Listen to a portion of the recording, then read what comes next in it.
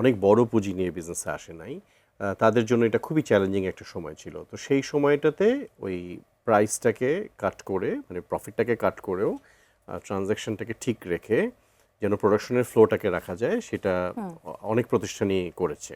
পরিবহন ও উৎপাদন খরচ বাড়লেও প্রতিযোগিতায় টিকে থাকতে অনেক সময় দেখা যায় যে লাভের অংশ বা প্রফিট মার্জিন কমিয়ে কি পণ্য বিক্রি করতে হচ্ছে কিনা এই প্রশ্নটি যেমন থাকছে, এবং ছোট উদ্যোক্তারা এই চাপে কতটা পিষ্ট হচ্ছে। আপনি এসএমই ফাউন্ডেশন একজন ডিরেক্টর, সেজন্যই আপনার কাছ থেকে এই উত্তরটি আমি আশা করব। আমার মনে হয় যদি বলি যে একটা বড় পরিবর্তন এই নির্বাচনের আগের যে হয়েছিল জুলাই আগস্টের পর থেকে, সেই সময়টাতে কয়েক মাসের জন্য সব কিছু একেবারে স্ট্যাগনেন্ট হয়ে গিয়েছিল। সো তারপর থেকে যেই সময়টা আমরা পার করলাম নির্বাচনের আগ পর্যন্ত, সেই সময়টাতে ফ্রেশ ইনভেস্টমেন্ট আসা, তারপর যে ট্রানজ্যাকশনের ভলিউম আসছিল না, ট্রানজ্যাকশনের ভলিউমগুলি কমে যাচ্ছিল। তো যাদের প্রোডাক্ট তৈরি করা ছিল তাদের অনেকেরই হচ্ছে ডিসকাউন্টে প্রোডাক্ট সেল করে একটা ক্যাশ ফ্লো ম্যানেজমেন্ট করতে হচ্ছিল। তো স্টকটাকে একটু ক্লিয়ার করা, যেন হচ্ছে যে আমার যে জনবল আছে যারা কাজ করেন তাদেরকে যেন সাথে রাখা যায়। কারণ একজন ভালো স্কিল্ড মানুষকে তৈরি করাটা তো সহজ না।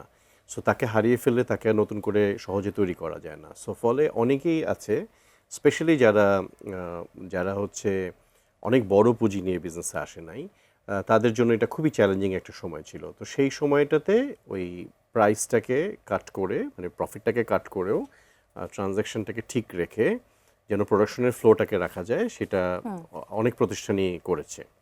আর পাশাপাশি আপনার আরেকটা প্রশ্ন ছিল যে এটার ইম্প্যাক্টটা যারা এটার ইম্প্যাক্টটা আসলে একটা বড় ইম্প্যাক্ট ছিল, এবং আমি জানি যে অনেকেই হচ্ছে তাদের রিটেল আউটলেটটা কন্টিনিউ করতে পারছিল না।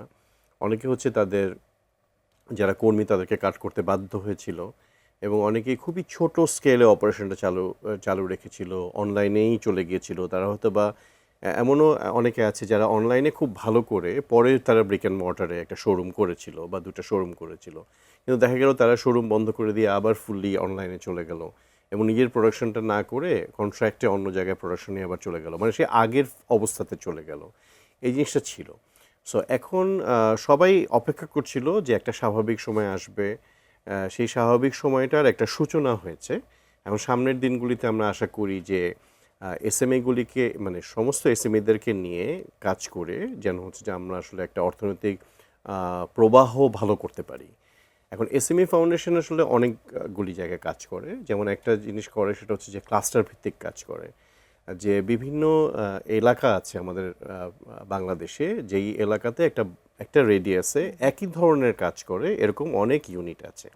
যেমন আমরা যদি বলি যে মানে খুব কাছাকাছি যদি আমি একটা আমার জায়গা আমার যেখানে ফ্যাক্টরি তার কাছে একটা জায়গার কথা বলি, সাভারের ভাকুরতা নামে একটা ইউনিয়ন আছে। ওখানে প্রায় ১২-১৪ হাজার মানুষ আছে যারা হচ্ছে গয়না শিল্পের সাথে যুক্ত। আচ্ছা।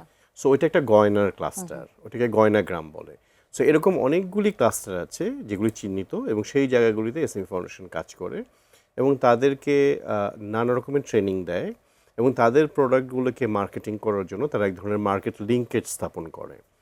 সো এসএমই ফাউন্ডেশনের সবচেয়ে বড় মার্কেট অ্যাক্সেসের কাজটা হচ্ছে এসএমই মেলা, যেটা বছরে একবার আগারগাঁওয়ে হয়, এবং সেখানে মূলত এসএমইরাই পার্টিসিপেট করে এবং কিছু স্পন্সর স্টল থাকে। তো সেটার জন্য সারা বছর একদিকে যেমন যারা এসএমই উদ্যোক্তা তারা অপেক্ষা থাকে, ঠিক তেমনি ক্রেতারাও অপেক্ষায় থাকে, এবং ওখানে সরাসরি কেনাকাটা যেমন হয়, আবার অনেকেই হচ্ছে কন্ট্রাক্ট পান, অনেকে অর্ডার পান, অনেকে সারা বছরের জন্য কাজের চুক্তি পান। সো সেটা একটা আমার মনে হয় একটা বড় কাজ।